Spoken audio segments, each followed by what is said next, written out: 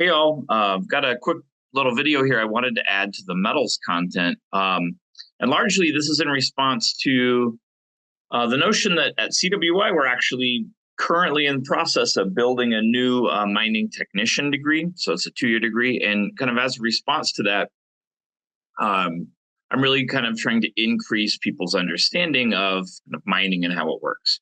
So in this module, we're going to go through, different resources that we mine, different metals, how they occur, and things like that. But I did want to provide a series of videos that's kind of an overview of really how mining works, right? What's involved, and part of the kind of misunderstanding of mining is that really people often have this view of mining as it was done 100 years ago. So mining in the modern era is much different than it was, prior to, the EPA becoming an entity, which was, I think, 1972. And since then, things have kind of evolved quite a bit. So without wasting too much of your time here on the front end, I'm going to go ahead and just do a screen share. This is my cheater way to make a quick video, right? Just do a one-person Zoom meeting and a screen share and record it. So I'm going to go ahead and bring up a PowerPoint presentation that I have. And here, I just wanted to take a second and talk about really kind of the select history of metals.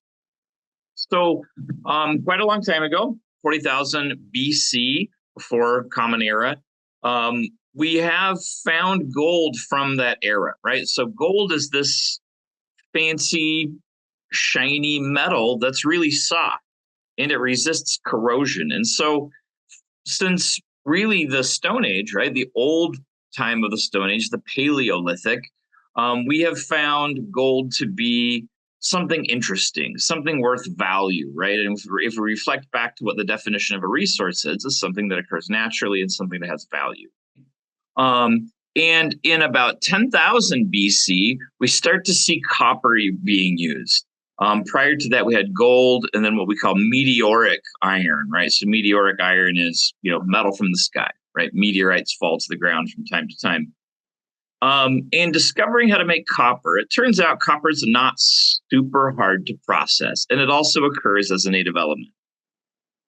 And not long after, again, kind of thinking about where we are in the timeline here, we're still in kind of the last phases of what we consider the Stone Age, but we start to see the use of some metals. And again, you may learn a lot more about this in your anthropology class. It's not necessarily our goal here. So silver and lead used in production of figurines and creative work, but nothing really world changing, right? You have a new little figurine that you can put on your windowsill or something, but that's not a huge revolution in technology. And this next phase becomes really the time when metals start to change human history. So kind of depending on, where we are here. So 3,500 to 1,200 BC, we figure out how to take tin, which comes from a mineral known as cassiterite. That's the ore that tin is derived from, and copper, which comes from a variety of ore minerals, most likely malachite in this case.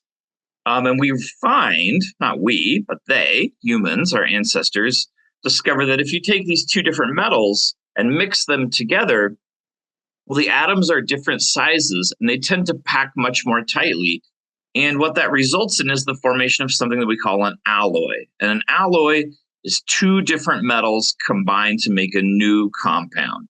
And so we mix tin and copper together and they create a metal that's not a natural resource. It's a man-made product known as bronze. And bronze is much harder than either tin or copper on their own. And now, really, if we have bronze weapons, we can make bronze axes, bronze swords. And if you are kind of developing this technology, well, you have better weapons than your neighbors. And that kind of starts this kind of funky arms race in a way, and it starts to change human history.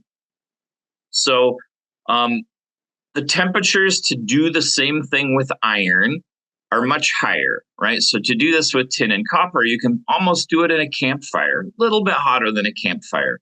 But you add air with these kind of blow tubes and we can do it.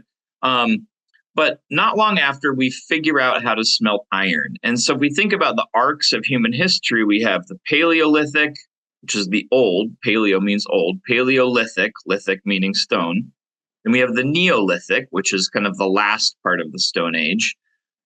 Technically, there's a little space in there called the Chalcolithic, which is the Copper Age, which is, I think, nested inside of the Neolithic. But when we discover bronze, we enter the Bronze Age, right? And then again, location variable, as we figure out how to smelt iron. Now, iron's much harder than bronze, and so again, we get this sense of a kind of an arms race, right? The technology that's available to people kind of goes through this significant forward jump. So when we smelt iron, that brings us into the Iron Age, and then beyond the Iron Age, that's really what we start to think of as modern history, right? So we had the Roman Age, the Viking Age, the Hellenistic Age, Classical Middle Ages, kind of depending on where you are in the world. So really, our use and discovery and kind of advancement of technology of metals is pretty foundational to human history. Anyway, that's our anthropology lesson for the day. But what I wanted to do was kind of to pop in here and talk about a typical mine life. So a mine, as you see it, can be kind of a place, right? It's a place you could go visit. It's generally a hole in the ground. Sometimes it's a hole underground. But there's a lot that goes into even getting to that point. And so I wanted to talk about the arc of a mine life. And a typical mine life may be, depending on the resource, depending on how much is there, I would say on average, kind of in the 30 to 40-year range is about how long a mine lasts, although technological advancements can change that. So if we think about the first step, we have to establish the resource, right? What's there, how much of it's there. And that's the phase of mining called exploration, or there's actually what I was planning on being, right? Was an exploration geologist. But the 2008 stock market crash changed my plans. And here I am, right? So the mission of an exploration geologist, essentially you do a lot of field work. You're a mapper, you're a discoverer. So the mission is to find the resource and do it economically, right? You can't spend millions and millions of dollars coming up with nothing, right? So you have to be pretty wise in how you do your work. And so this kind of scales. So you can see here, I've got a cost per square kilometer. This little arrow, this down arrow, the top of it being green, the bottom being red. I guess maybe the bottom should be green because that means more money, right? But green means pretty affordable. Red means starting to get pretty expensive.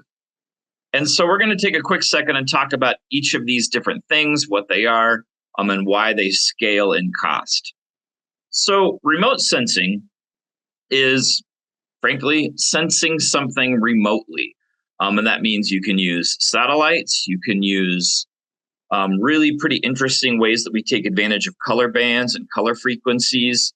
And so we can do airplane-based, we can do drone-based, we can do satellite-based remote sensing. It's cheap, the data is generally available, and you can process it on your computer, right? So you can look at what rock types are where there's outcrop, those sorts of things, and it tends to be pretty affordable. Beyond that, we get into what I kind of think of as boots on the ground, right? Actually, these are some CWI students here doing some geologic mapping, where you're actually out, with your tools, with a compass, with a map, all sorts of other field equipment that we may use, and you're figuring out what rock types are where, and you are making observations of those rock types. Are these the types of rocks that host metals? Do we see alteration? Do we see mineralization? Where are the sandstones? Because water is going to flow through those and potentially deposit things that we're interested in. And again, here you can see this is actually, if you look in the background, you can see there's this little kind of red, almost stain on that hill. That's a mine, right? That's actually a mercury mine, which I used to take students there. I don't anymore. But again, here's another pack of students doing some kind of basic geological mapping. And And here, this is a geologic map. Each different color represents a different rock type. And this is kind of the nuts and bolts. This is really, really common work to do, right? Mapping, just go out, what rocks are where may we find metals, sampling, hand sampling and sending things to the lab and such.